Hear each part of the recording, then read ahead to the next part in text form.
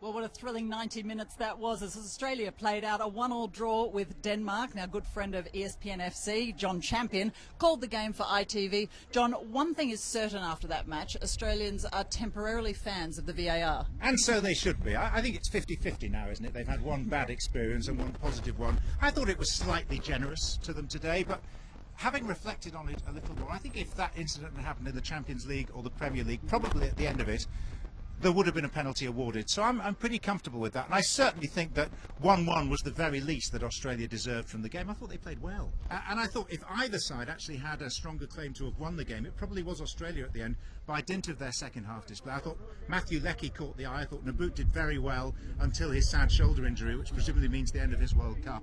And I thought there were other players there. We saw a glimpse of Daniel Arzani. I was really excited by him. He is a talent coming through, though, Yeah. and certainly we're calling him the wunderkind of Australian football.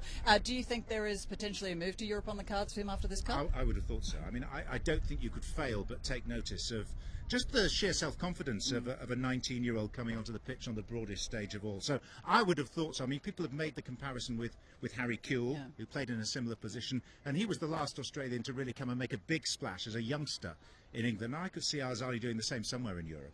Well, we shall see. There is a burning question probably on a lot of Australian minds. Should Cahill have been injected into that game at any point, do you think? I think he's worth a punt. I really do. I mean, I know that he is well past his probable sell-by date. I remember doing the commentary on that magnificent coruscating goal in Porto Alegre and describing him in the comms as pensionable. I think he's now probably prehistoric.